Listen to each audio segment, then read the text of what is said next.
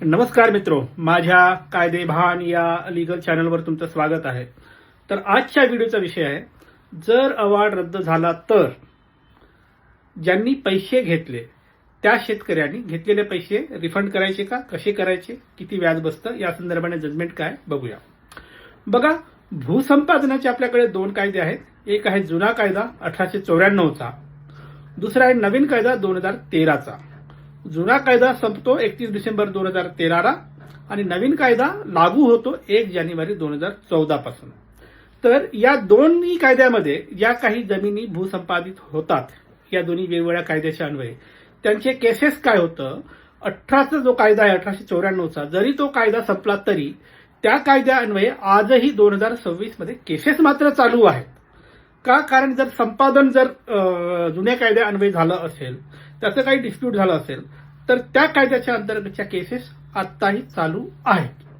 त्यामुळे या जुना असो किंवा नवीन कायदा असो, या अन्वये जे काही अवॉर्ड डिक्लेअर झाले त्या अवॉर्डला लिगॅलिटीच्या आधारे किंवा कायदेशीर चुका आहेत हे दाखवून त्या अवॉर्डला जर चॅलेंज करण्यात आलं आणि अवॉर्ड रद्द झालं, तर त्या केसमध्ये ज्या शेतकऱ्यांनी पैसे घेतले त्यांचं काय. तर त्यांचं असं आहे की अवॉर्ड जर कोर्टात चॅलेंज केल्यानंतर अवॉर्डची इलिगॅलिटी जर तुम्ही प्रूव्ह करू शकलात आणि कोर्टाने जर अवॉर्ड रद्द केलं, तर तुम्ही जे काही पैसे घेतलात ते परत द्यावे लागतील. बरं, या अनुषंगाने काही जजमेंट आहे का? हो, जजमेंट आहे.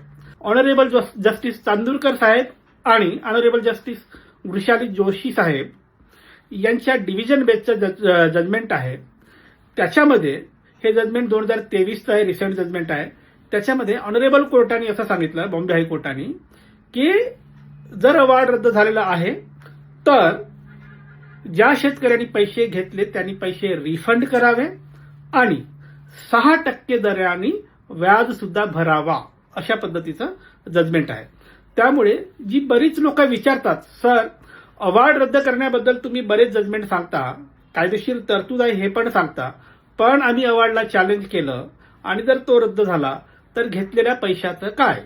तर ज्यांना कुणाला हा प्रश्न पडतो की घेतलेल्या पैशाचं काय, त्यांनी हा judgment division bench honourable justice Chandurkar साहेब आणि जोशी मॅडम यांचं जजमेंट रेफर करावं आणि त्याच्यामध्ये हे जे काही दिलं आहे त्या प्रिन्सिपलवर तुम्ही पैसे रिफंड करू शकता आणि त्या पद्धतीने तुमची जमीन तुम्ही रिटेन करू शकता आणि या पूर्ण अवॉर्डचा जो काही चक्र आहे त्याच्यातून तुम्ही स्वतःला सोडवू शकता.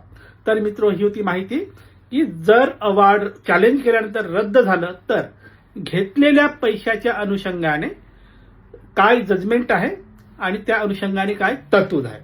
आता 2 सूचना: थेट फोन करायचा नाही, अजिबात करायचा नाही.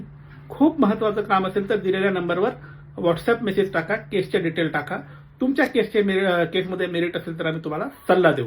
आणि दुसरं, वैयक्तिक सल्ला मोफत नाही, त्यासाठी फीज लागू आहे. बाय.